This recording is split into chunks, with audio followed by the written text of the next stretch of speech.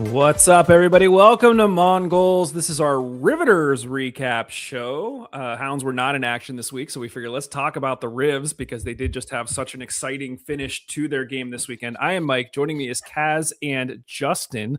Before we get into the game, Kaz, this is your first time this year, like on the show, kind of, sort of. You did like a recording with Liz, and we were like, "No, we got to make this more formal." What's going on, my friend? Oh, not much. You know, just same old pretty much at this point. Yeah. Justin, how about you? Yeah, it's always frustrating. Like, I don't know what it's doing in Pittsburgh this weekend, but central Pennsylvania, it's just been rainy like all weekend. And it's like such a frustrating holiday weekend when you're just like, oh, here's the rain. Yesterday we were supposed to go to Knoebels, the amusement park out in central PA, and we didn't get to go because it was raining there. It was raining here in Lebanon as well. And so we ended up going to the movie theater, which was really fun because it was my daughter's first time at the big theater, doing the actual movie theater thing. So we went and saw the Super Mario Galaxy movie, which was it was a fun movie. And so that was fun, but looks like we might get rained out for tomorrow too. So This brings up a question. Do you guys remember your first movie in theaters? Kaz? I don't think I do. My dad is a very like movie and media kind of person, and so I probably went fairly young, and I don't remember what it was, honestly. Justin, do you remember yours? It was either Little Mermaid or Lion King. It was one of those early 90s Disney movies. The only reason why I remember mine is because my mom saved the ticket, and it's in like some baby book that I have. Mine was literally a Sesame Street movie called Follow That Bird, where Big Bird decides to join the circus, realizes made a terrible decision. I think it was the circus. No, it wasn't the circus. There's an adopted bird family. Big Bird was supposed to be with other birds.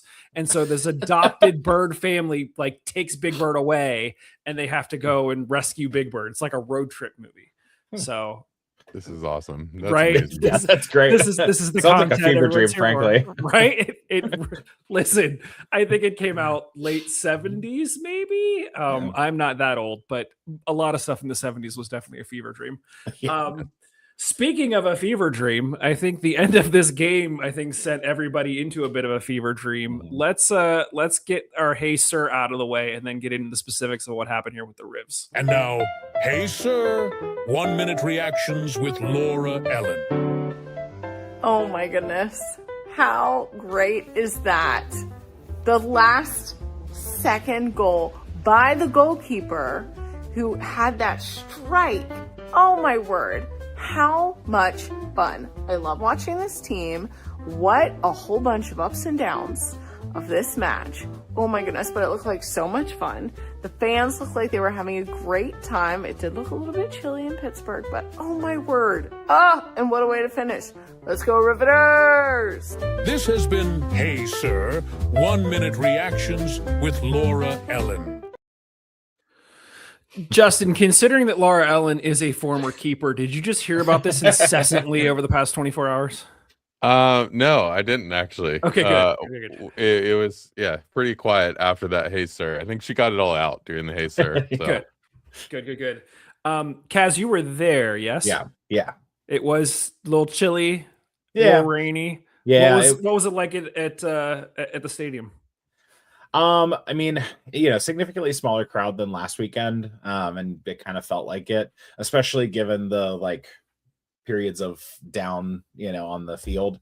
And so it was kind of stop start in the Steel Army and everything else. But like, those last couple of corners right towards the end, we kind of started, building a little momentum and getting kind of back into it.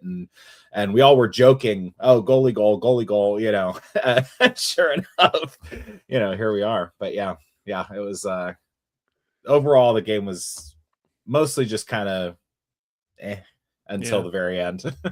Yeah, I realize we've made it this far. 5 minutes in. I haven't even mentioned the score. The final score was 3-3. Riveters basically came back to draw against Flower City in really the waning minutes. I think we took the lead twice, and then basically had to battle back to get the draw. We got goals from Lola Abraham, Taylor Green, Bailey Herforth. Let's get right into takeaways. Justin, what did you think of this one? Yeah, I thought to me it wasn't a terrible game. I thought, there's the element of, hey, when you get a lead, you got to figure out how to keep it, and you got to figure out how to kind of buckle down in those moments. And it felt like the Rivs last night couldn't quite figure out how to do that.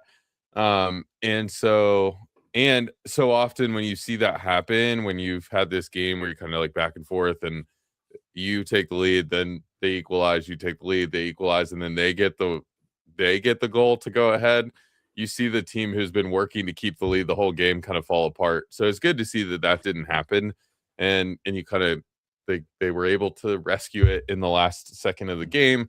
And good on the referee for extending our time a little bit when all the time wasting tactics were put into play by Flower City. So I think it is, it was good to see them continue to battle when sometimes you see teams kind of give up in that moment.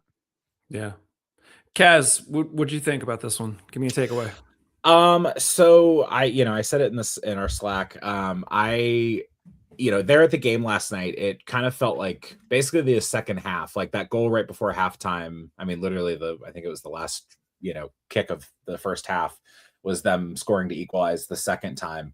And it just kind of felt like it took all the air out of the room. And it felt like that kind of to start in the stadium. That's kind of how it felt for pretty much the whole second half until the very end. I watched it back again today, and it definitely, it actually was a little more one-way traffic for the Riveters in the second half. Like, they were significantly better than it kind of felt in the stadium. Which kind of made me feel a little better about the overall performance. And so, but yeah, I was glad to see them not, hang their heads, like Justin said, and, just kind of power forward through the end. Yeah. I told you guys I had all sorts of connection issues, so I wasn't able to actually watch this game. I guess, Justin, kind of take me through the first half. Like, give me your feeling. What were we doing well? What were we not doing well? Just what was your read on it? Yeah, I mean, I thought we came out pretty well in the first half, actually. First 20 minutes or so, I thought we're really good, and we're definitely looking like a team that was pretty cohesive. And I think that's what you get when you put basically the same lineup out 2 weeks in a row. You're going to get a lot of cohesion, all that kind of stuff. I think the last, probably the middle 15 minutes got a little bit more one way the other way. Flower City kind of figured some things out towards the end of the first half, and were able to kind of keep the traffic going on their end of the field. And for the most part, I think their goal, at least the first equalizer, came from a lot of it was just persistence. It's just like when you can keep the ball on your offensive end of the field and you can just keep it there for a long time, eventually it's probably going to go in the net. You're probably going to get it to go. And that's kind of what happened. It just did. And so I think and it doesn't really matter how it happens. It just, at some point it's going to go in, and that's just what happened. And so I think, you got to figure out how to get out in those moments. And that's where I think the Rivs look like they struggled a little bit getting out of their defensive end of the field. It felt like they wanted to play a little more tiki-taka and pass it around a little bit, but the passes just weren't connecting. And so at some point it feels like that's where you got to give up and just get it out, and clear your lines a little bit. And so I think that was the struggle. Then we got ahead, and then and then you give up the last minute goal going into halftime, and it does kind of feel like, oh, shoot. But I thought they came out well in the second half and responded well. Kaz, as it relates to that first half, was the feeling in the stadium that we were fortunate to kind of be ahead before that sort of last second goal going into halftime? Or did you feel that we kind of deserved to be ahead at that point? I think for the most part, we were kind of feeling like we, deserved to be ahead. I mean, the games last year against Flower City were not easy. I mean, I know the first game against them last year was the away game, and we went up 3 and then I think gave up 2 towards the end. And so that kind of felt like sort of like a similar, feeling like we were getting ahead and then maybe kind of letting them back into it. And, yeah, I mean, prior to that very end, it kind of, it felt like, yeah, we're, okay, we gave up a goal, but like, all three of their goals, I feel like were hard to defend. And, so it was like each time it was like, okay, like, okay, we gave up that goal, but like, how often are they actually going to score that goal? And then, and they scored that 3 times basically. So how much of them scoring did you feel was them I don't want to say being the better team, but oftentimes we have the conversation about like, did they beat us or did we beat ourselves? Because I think a lot of people, myself included, after last week coming off a 5-0 win that felt so dominant, you just kind of think you come into this game and you just keep rolling. So did you feel that this was a case, as Justin said, it was pretty much the same lineup, that we were underperforming, or do we think that Flower City was just kind of playing at that level and they rightfully beat us in that case?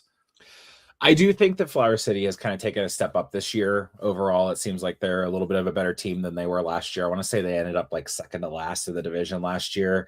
But I mean, they're a team that has been around for a long time. They're an organization that has, I think on the men's side, at least won trophies in the past. And so like, they kind of know what they're doing as an organization. So it's not surprising that they kind of, stepped up, because it felt like last year they weren't as good as they could have been. And I think that for the most part this year this game, it was, them kind of just at times being as good as us, and beating us at times.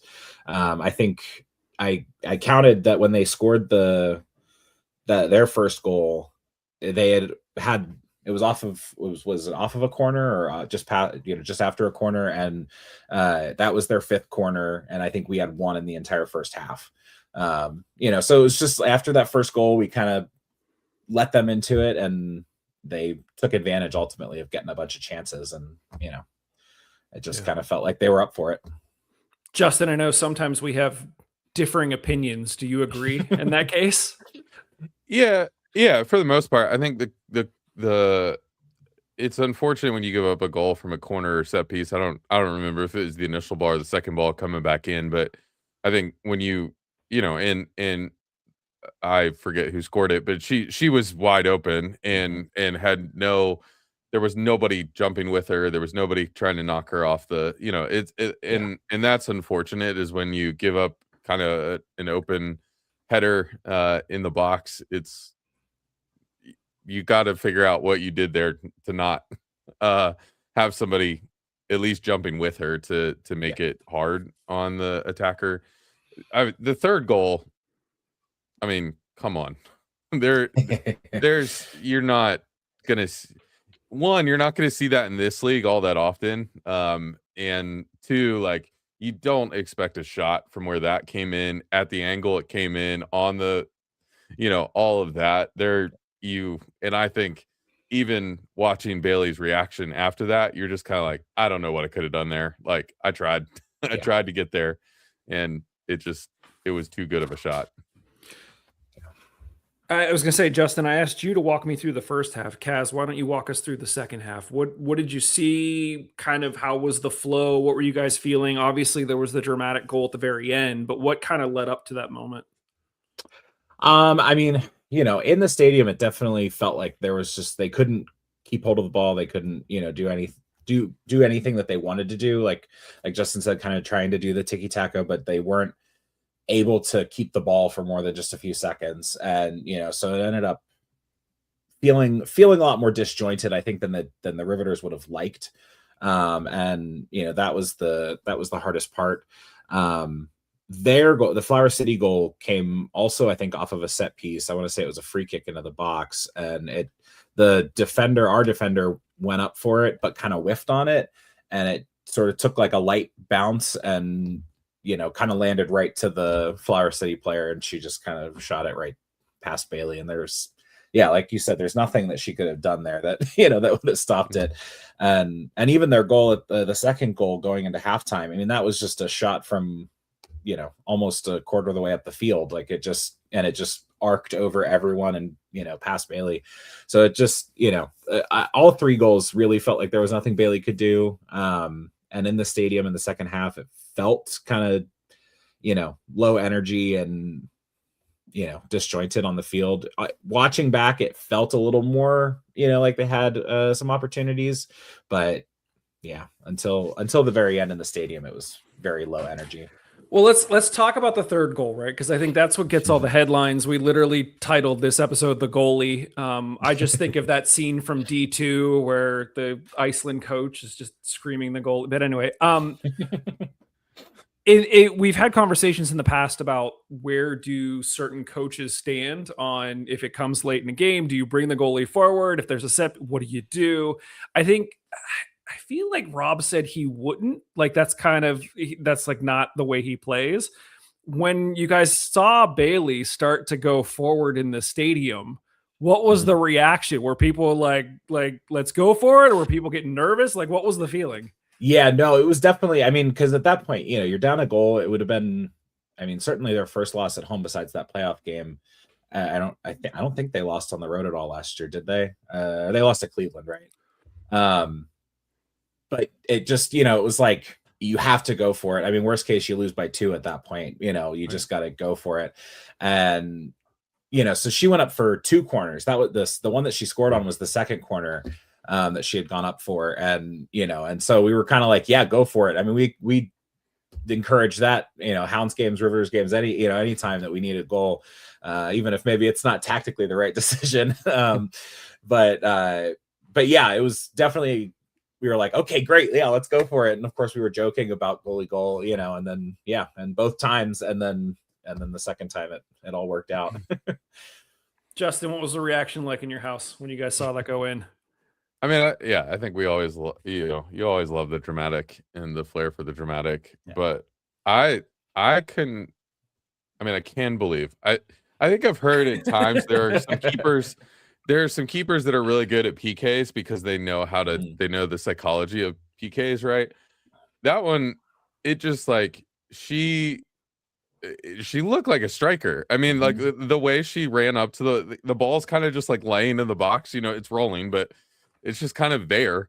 And she just ran up on it and like just laced it as hard as she could, and I think that's what you do in that moment is like, you've got a crowd of people in front of you, just hit it as hard as you can. Hopefully it takes a bounce here and a bounce there and ends up in the back of the net. It didn't do any of that. It went straight into the back of the net. And so I think it's like, it is so fun to see. And it's just like, and her reaction says everything. She didn't expect it to go in. She's just like, I'm just going to kick this thing as hard as I can and see if it goes. And it did. So, you gotta give her props for that. Kaz, I know after the game, you guys did the selfie with the team, and that Bailey was there. It seemed like in some of the interviews that she did, she was in total disbelief. Did you guys get a chance to talk to her at all post game? Not directly. She of course was swarmed by the kids once they once they were out on the field. They swarmed her last game even when she basically had nothing to do. It was just they see the goalie, and I think with with Eric Dick and everything, the history in Pittsburgh, they're just like, go for the goalie.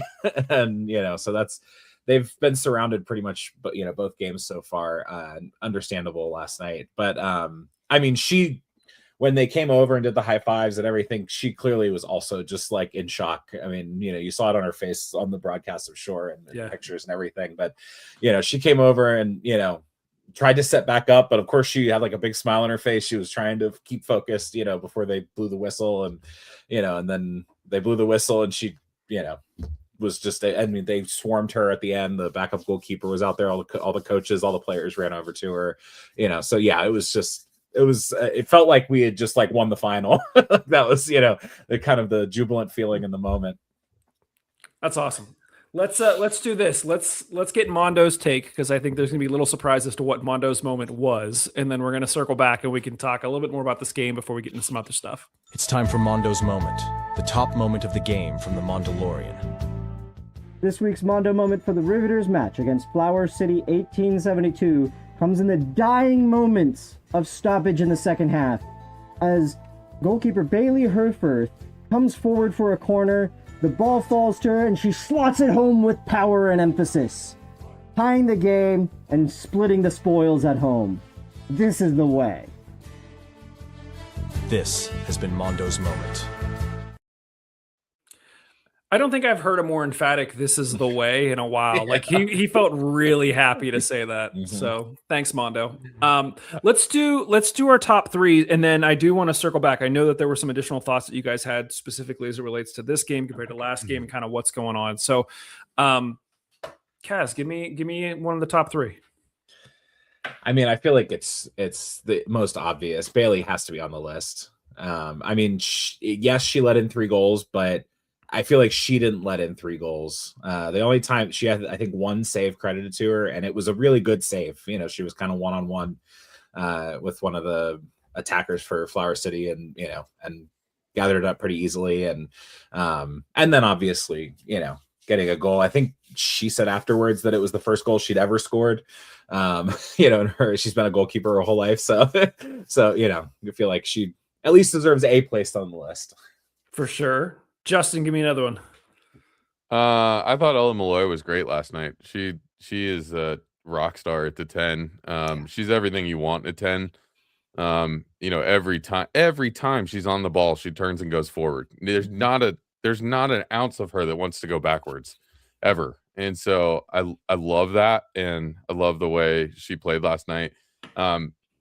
I cannot wait until she gets a 35-yard strike. She's going to get one at some point. She just needs to put it a little further towards a post, but she's going to get one at some point. Okay. Kaz, I'll let you pick the third, and then you guys can debate about whether or not Justin has any other thoughts. I mean, I had a list.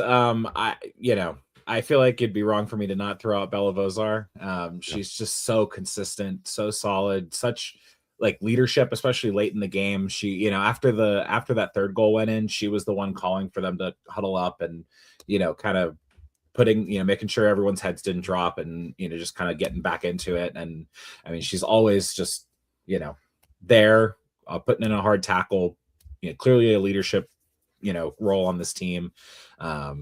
I think she is pretty much a lock for my top 3 pretty much every game if she, performs the way she usually does. Justin, anyone else that you would throw in there? I mean, yeah, probably the only other one that I would mention, but I'm okay with those 3 too, is I thought Lola Abraham was great too. And Rachel kind of mentioned late on the broadcast, like Lola's been everywhere. She was. It was like every time the ball was anywhere on the pitch, she would find it. Her and Sabrina were doing some really creative things in the second half, trying to find space on the field and like interchanging the way they were.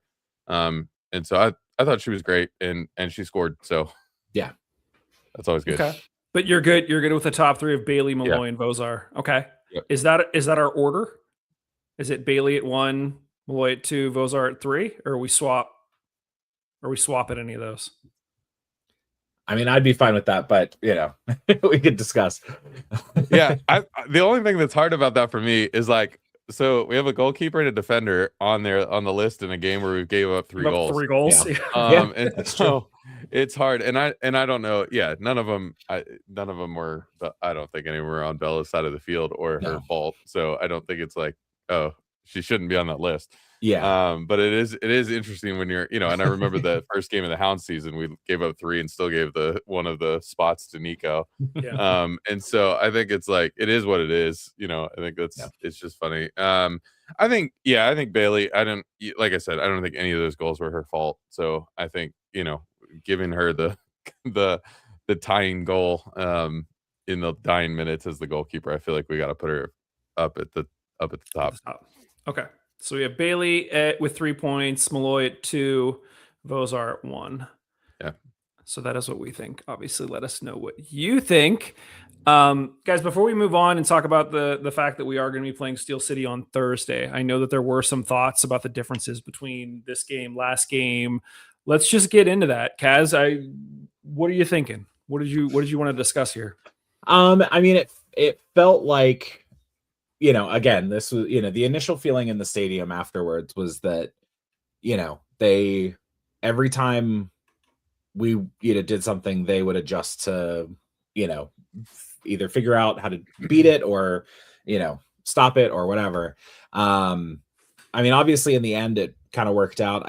I feel like a couple, obviously the third goal is kind of fluky for us. The second, was it the second goal? Yeah, it took like 3 bounces in the box off of different players before it finally went in.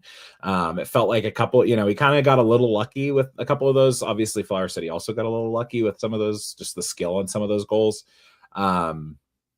But it just kind of felt like tactically, maybe a couple of times we got found out, and then, maybe on the watch back, it seemed like we did adjust to those a little better, than it felt like in the stadium. But yeah, at times it felt like maybe they were kind of figuring out what Scotty was trying to do and adjusting accordingly.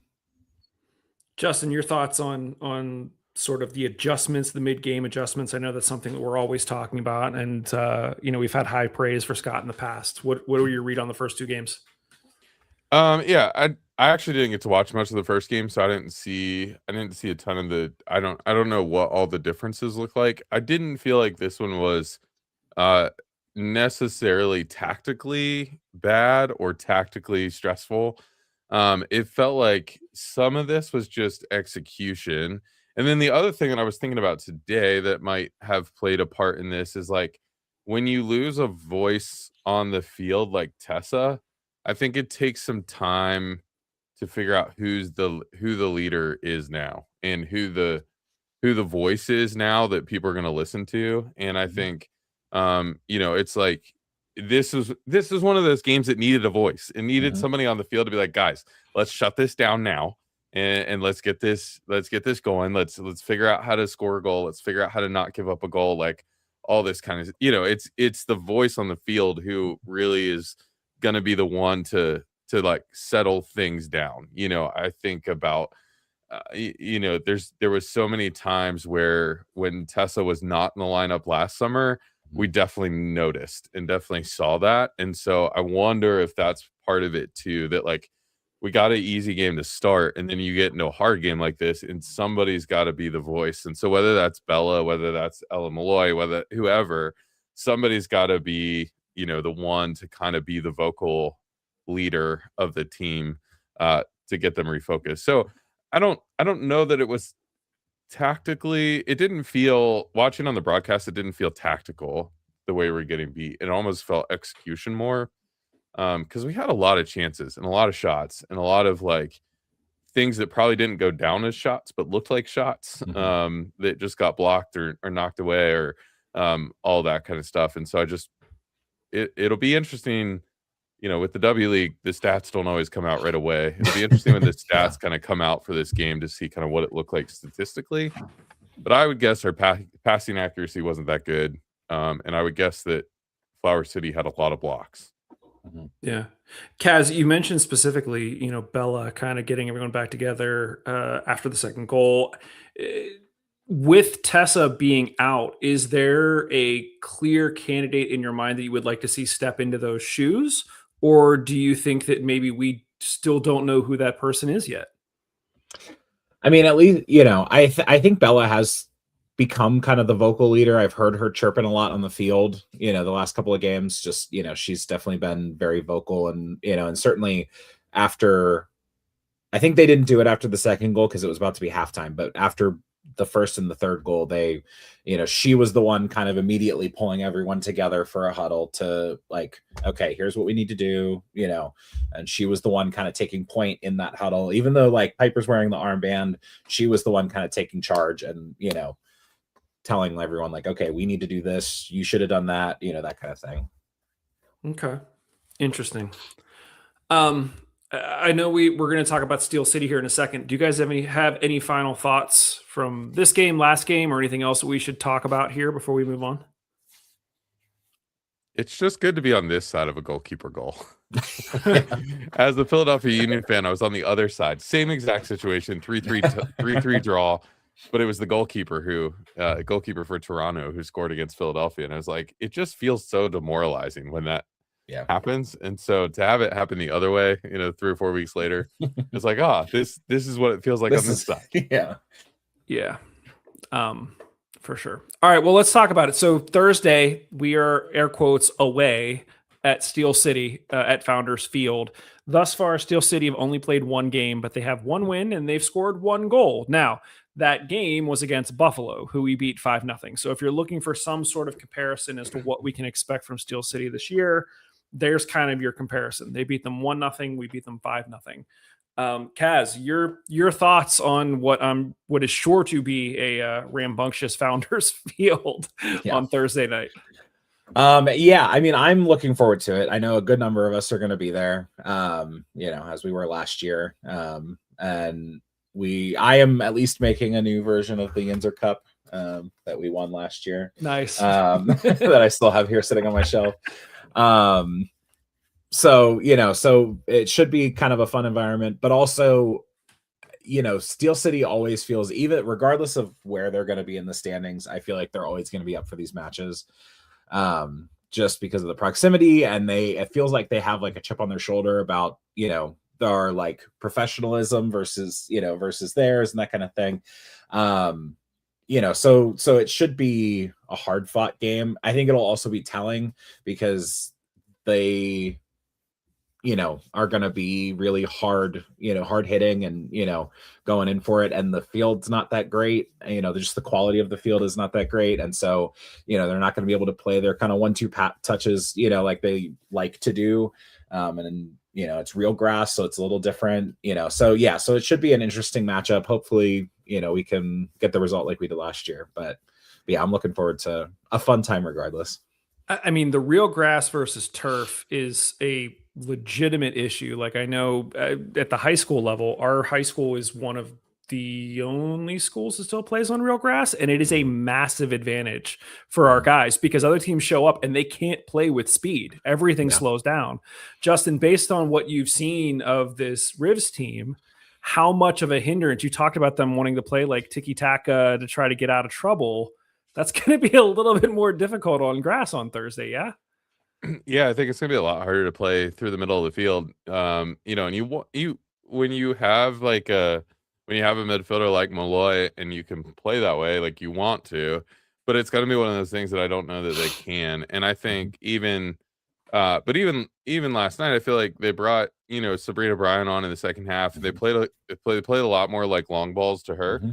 And I feel like you can play more that, you can do that a little bit more. Yeah. Maybe you start her rather than playing her just in the second half, and see how long she can go, and so I think it is like there's some things you could do, and that's why you try different things and you bring a bunch of different play, and that's what helps with a big roster too, is you bring in a big roster and then you try to tactically figure that out. So I think it will challenge Scott tactically to figure out how do you play differently, when you're on grass.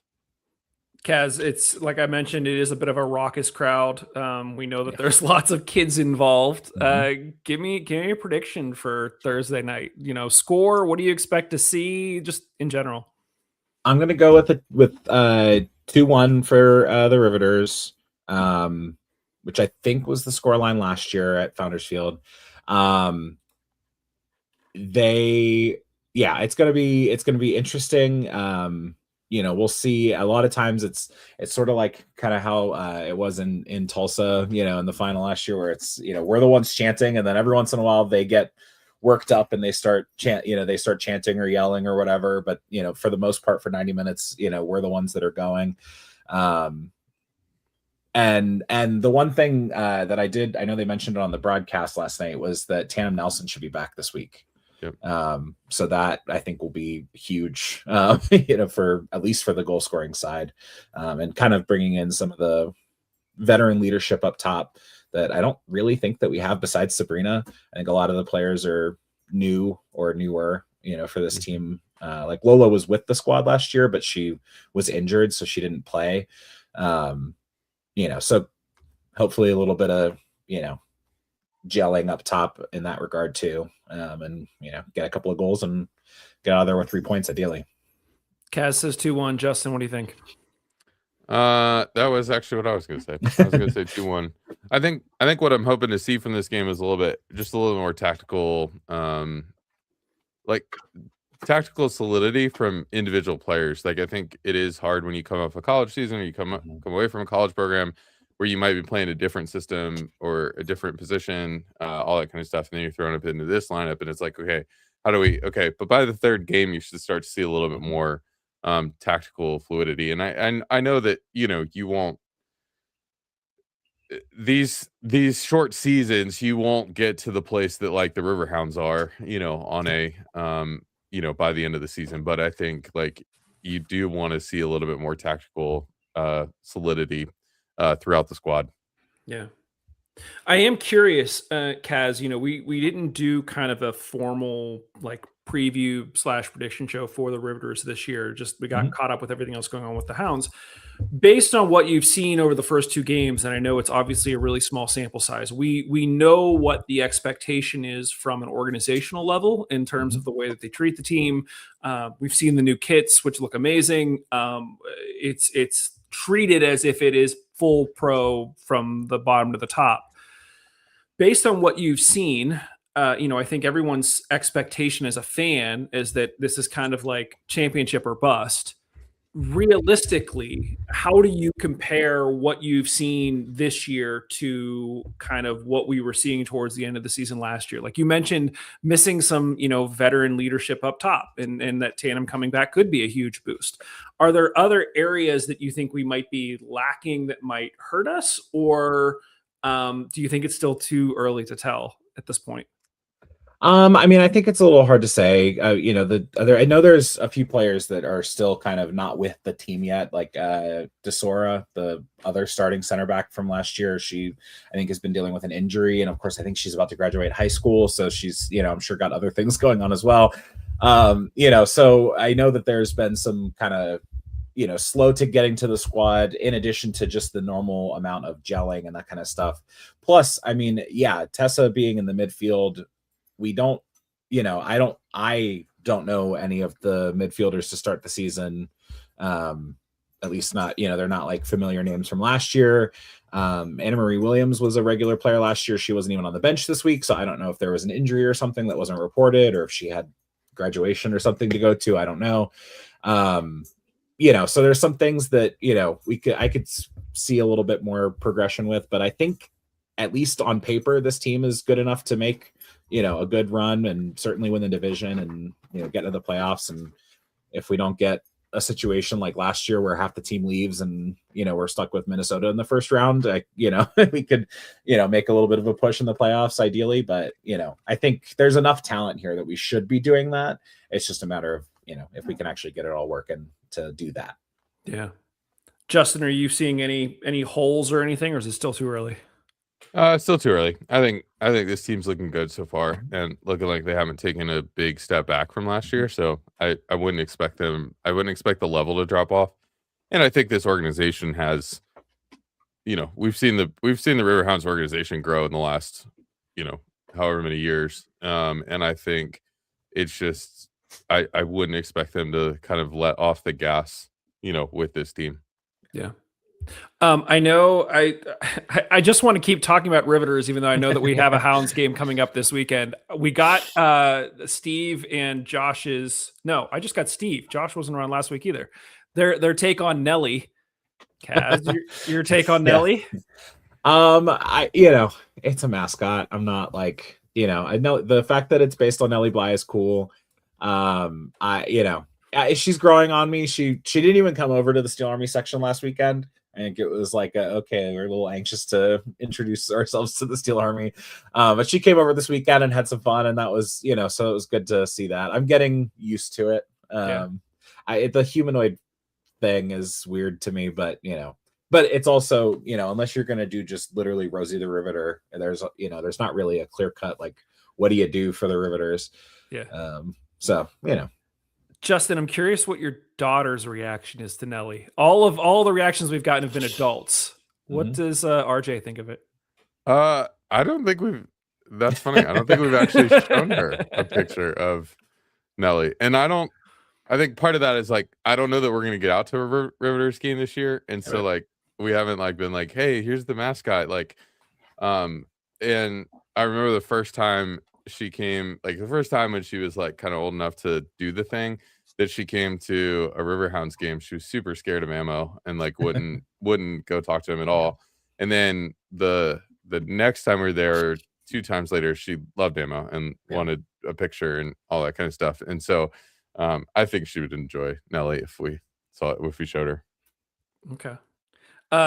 Last other question that I had about the Riveters, unless there's anything you guys want to talk about. Kaz, I see you have the home kit behind you. If you, the question was going to be if you had a choice to only buy one, are you getting the home kit or the away kit? I think you answered that, unless you also bought the away kit and it's just not. I did not. Okay, all right. So you would go with home kit, Justin. Home or away? I really like both of them. I actually really like both of them a lot. But then seeing the kit on the field last night, I was like, I need one of those. Yeah, So. I'm kind of feeling the same way. I dig the home. I kind of want to get an away one, so I'll probably be putting in an order after the show's over. So brace yourself, front office, because one's coming. Okay, great. I guess any other final thoughts about the Riveters before we talk about the Hounds here for a minute? I don't think so. Okay. Nope. Mike, I actually realized it's a doubleheader though against Steel City this week. Riverhounds 2 start against Steel City on Wednesday night. I literally just pulled up the agenda and saw that was added there. So yeah, Wednesday night, Riverhounds 2, Steel City at home. So I think we made reference to Steel City 2 won 5-0 last week, same as the Rivs. So it'll be interesting to see if they can keep it up. Again, just really happy that we have that program as well. In a lot of ways, I think we kind of overlook Riverhounds too because we have the Riverhounds professional team, but in reality it serves the exact same purpose as the Riveters do. It's just on the guy side. So it's not that we're trying to slight them. I just think that we are all super excited to support women's sports here in the city in any way that we can, and we know that the ambition is that this at some point will be a fully pro program, and so we're just jumping on that as soon as we can. So yeah, best of luck to Riverhounds 2 against Steel City on Wednesday. We can talk about the result of that game at the show on Sunday. And the focus of that episode will have to be, the 2 Steel City games, plus the fact that the Hounds are now going to be back at home on Saturday night against Miami. It is Pups at the Pitch night and it is Star Wars night. I know that Jeff Garner, team president, not thrilled about doing Pups at the Pitch. Kaz, I don't know if you've heard any more about how this is actually going to be executed. Do we know anything about this at all? I haven't heard anything. I imagine if it's similar to like how how the Pirates do it and stuff, it'll be like a section where they're allowed to kind of be, but I don't know what that'll actually look like at Highmark. I don't know if it'll be like maybe behind the goal by the pub or over like, where the picnic tables are over, kind of to the left of the Steel Army section.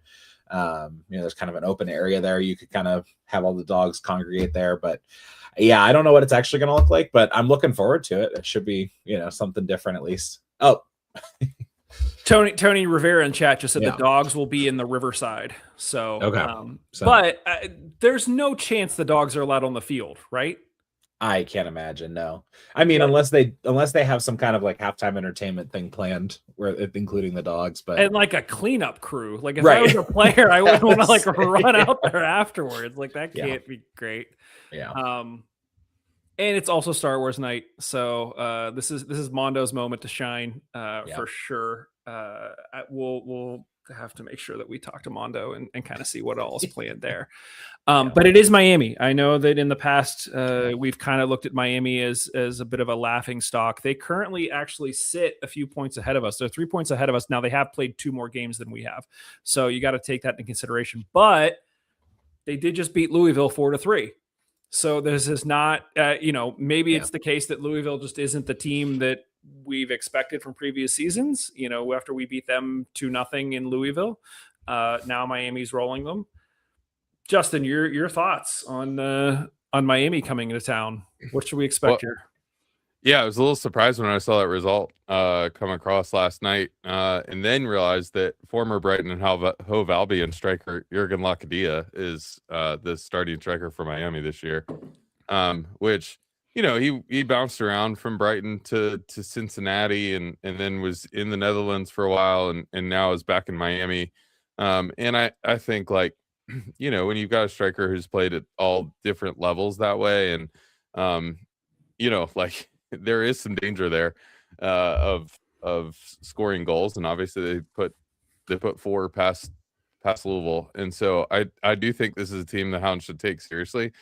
I think we have said that they're a laughing stock, or we've looked at them that way. But what was it, 27 minutes of a game that we had to play twice against them still sticks in my mind, and I just want to beat them off the field every time we play. And so it is one of those things that, yeah, I just want to beat them every single time. So I do hope this week off for the Hounds has helped them get healthy, number one. Number two, just kind of like look at this season so far and be like, okay, what do we need to do? How do we need to reframe? Like, what do we need to think differently about? It's given Rob some time to tactically make some adjustments and things like that. So I'm hoping that's the case. So I'm hoping we see a little bit of a different, I don't know what I'm hoping to see different, but I'm hoping to see just a little bit of a different Riverhounds performance than we've seen so far. Yeah. Kaz, what are your thoughts? What are you hoping to see in this one? Yeah, I mean, just hoping to, show up and actually, put out a good performance. Felt like in Charlotte it was like okay, but not great. And there have been some performances like that this year. Hopefully, we can just go out there and control the game and not let them kind of get into it. Yeah. I haven't heard anything about DG's hamstring. So Justin, to your point, hopefully he's back and healthy. But you did have a point that I can't remember if we talked about it on the show. When we went to Louisville, we beat them 2-0, and neither Danny Griffin or Albert Dequa were on the field because of injury. Dequa was recovering from a head injury in the previous game. Danny with the hamstring. And I think something that you had said was sometimes you can become over-reliant on certain players on the field. And when they're not there, everyone kind of lifts their game a little bit, which like it's a bit anecdotal, but I also think that there is like, there's a lot of legitimacy to that. And so what will be interesting is obviously Chico came back late in the last game and was on the field for the shootout in the Printex Cup match, but still no Danny. But whether or not, even if they are both fully healthy and still both able to come back, obviously Trevor Amon has put some goals away while Dequa's been out and has been playing okay. How does Rob approach that, and does he make any changes based on what he's seen in their absence? Could be really interesting. So let's do score predictions. Kaz, how do you think this one ends up? I'm gonna be a little optimistic and say 3-1 Hounds. Okay. Justin? Let's just keep it consistent. 2-1. We're gonna just 2 1s all week long. I don't know that we are gonna keep a clean sheet in this one, but I think but who knows? I don't know that Louisville's that strong defensively. I don't know that that's their strength this year. So maybe our defense is a little bit stronger than theirs. I don't know, but 2-1. Yeah. I'd love to see us get back to the fortitude of Fort Highmark. It's not Fort. It's just Josh is just calling it the Fort. So we just have to call it the Fort. So we got to get back to that of it being the Fort. So I'd love to see a shutout. I'd love to see a 2-0. But I tend to agree. It may end up being closer to a 2-1 or a 3-1. So I'm not gonna actually pick one. I'm just gonna let you guys pick one. So, okay. Any kind of final thoughts on this one, guys? Not really. I appreciate you coming on this holiday weekend. It's always fun to catch up with both of you and especially be able to talk Riveters. I was bummed that my connection was all screwed up and I didn't get to watch the game. But here's hoping. I mean, obviously a massive week of games. Like we said, 2 Steel City games plus a Miami game this weekend at home. So there is no shortage of fun Pittsburgh stuff going on this week. Guys, I guess enjoy the long weekend. And thanks, everybody. We will be back with more Hounds and Riveters content for you very, very soon. See ya.